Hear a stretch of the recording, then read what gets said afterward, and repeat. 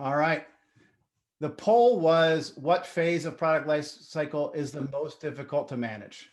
I answered decline. And the reason I said decline is that I was debating between product market fit, inception, and decline. And the reality is, if you're in decline, you're already trying to find product market fit, but you're also trying to manage the expectations of the business where you've got revenues going down. So it's not just, you're doing almost both at the same time. Does that make sense, Steve? Yeah, I'm using my curious face because it would seem to me that decline would be the easiest to manage.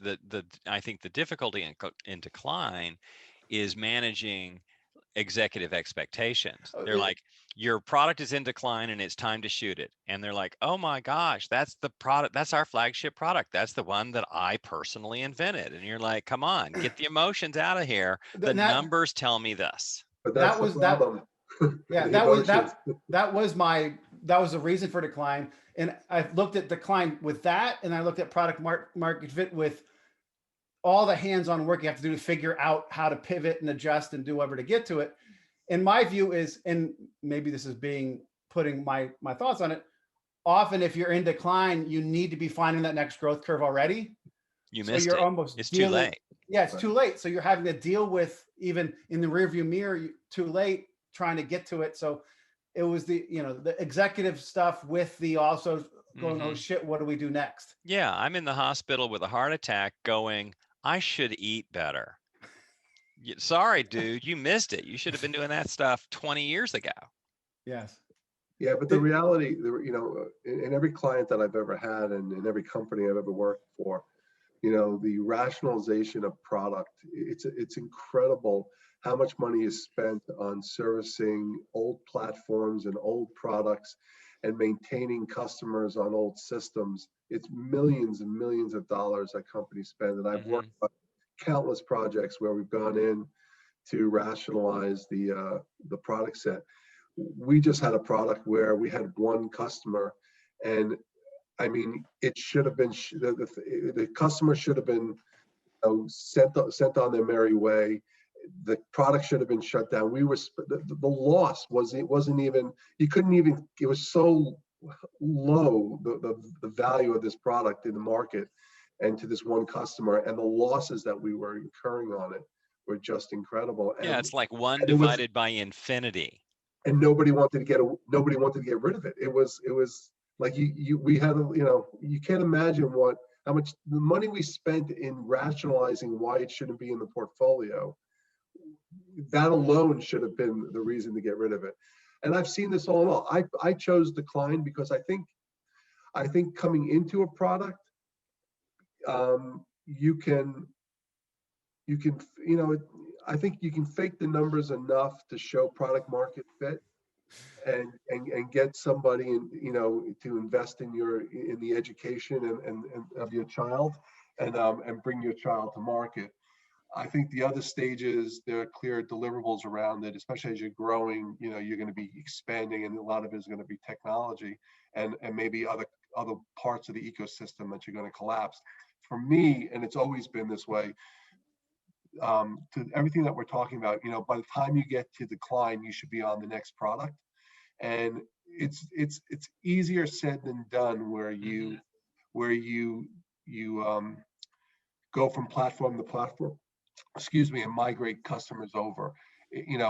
There's a difference between extension and platform migration, and decline to me is platform migration, and that's a really, really tricky thing to do. And I've never seen a company, at least in my experience, I've never seen a company do it well. Rob, have you heard me tell my Charles Handy second curve story? No. You know who Charles Handy is, the business guy from London School of Economics and Business. He tells a story about being in Dublin and heading to the town of Avoca. Steve's heard the story from me too many times this past month alone. And he's got lost in his car, and he found a guy walking a dog, and he stops the car and says, "Hey, I'm trying to get to Avoca. Can you help me?" He goes, "It's right easy. Go up the hill, go down the hill, and you're going to come to a creek. Across the creek is a bar. It's Davy's Bar. Big red sign. You can't miss it. You got that?" He goes, "Up the hill, down the hill, get to a creek, Davy's Bar." He goes, "Yeah, half a mile before you get there, turn right." and the point is, when you're doing product lifecycle management, especially when you get to that maturity decline, too often we turn half a mile after we don't start thinking about where we should have turned until half mile past where we should have. Mm-hmm. Right. And And part of the problem is theoretically we always think about a normally distributed curve. Yeah. Right. And Jeffrey Moore, and everything else, just we think every product follows that. It's not. It doesn't follow that, and it never has followed that. And I think it throws people off because this product product A will perform in the market and grow and contract in the market different than product B. Yep. And so once you have these S-shaped curves, and the S-shaped curves will continue to get shorter and shorter, as we start to bring more and more digital products to market. And I don't think we think about that. We go from our experience. It took us 5 months to build it, and 8 months before we started to get traction. We got a couple of key clients, and we tend to take that same bias and put it on it. And our expectations through forecasting of what it's going to do and performance measurement of what it's going to do is always wrong. And so we never go back, and that learning loop is never, that knowledge loop is never there. And so we continue to make the same mistakes, and you can see it in the way we bring products to market. And this is not just Broadridge, this is everywhere. How companies bring products to market, how companies forecast and the expectation of what they're going to have, how they manage through the product life cycle, and how they, migrate their customers over time, even to the point where when a product is about to decline, the investment that you would make to modernize the platform to maintain the margin, we're thinking top line. So we want to force a top line revenue when I should be saying, hold it, this product is 90% of the market. We have the majority of the customers. We have to maintain our customers, and we have to be able to deliver to the bottom line more and more penny profit. Isn't that the way it should be? I get to a certain point in life, and everything, my expenses are lower, and everything should drop to the bottom line. But I can't, because I got so much tech debt I have to service.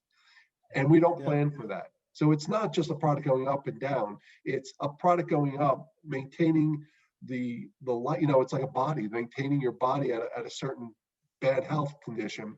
And now all of a sudden you got to put more and more money into maintaining your health.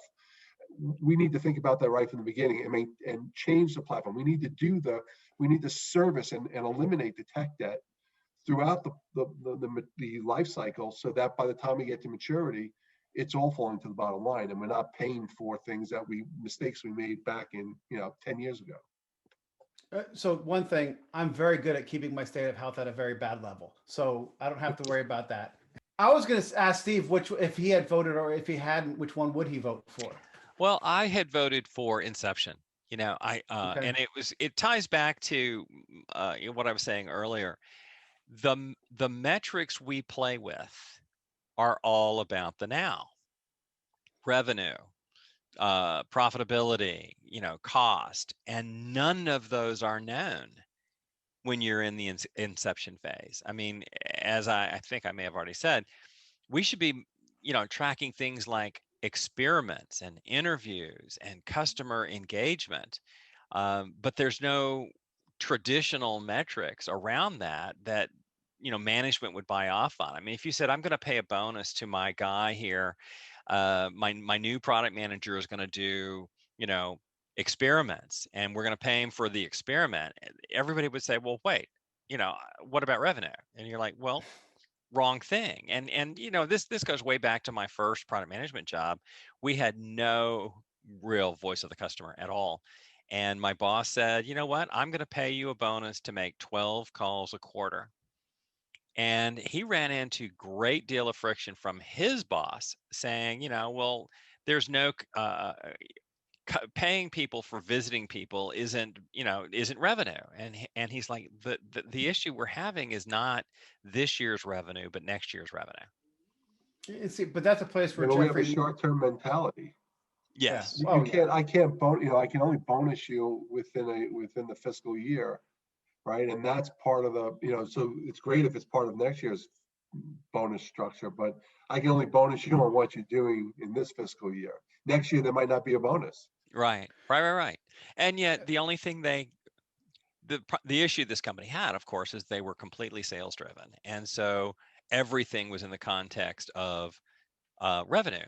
And what happened with the other product managers who were being paid a bonus on revenue is they all became sales engineers. Yeah. Sales guy would call and 'Cause say, they man, I've were got a so big deal. Can you come help me out? And you're like, hell yeah, I'm there because my bonus is contingent upon you closing big deals. Right. So yeah. you get what you pay for.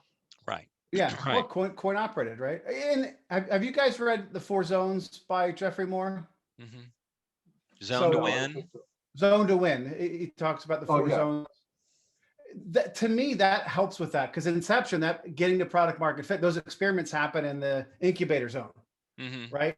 Some of them, once they've moved into more maturity and growth and that stuff, can move up into the operating zone.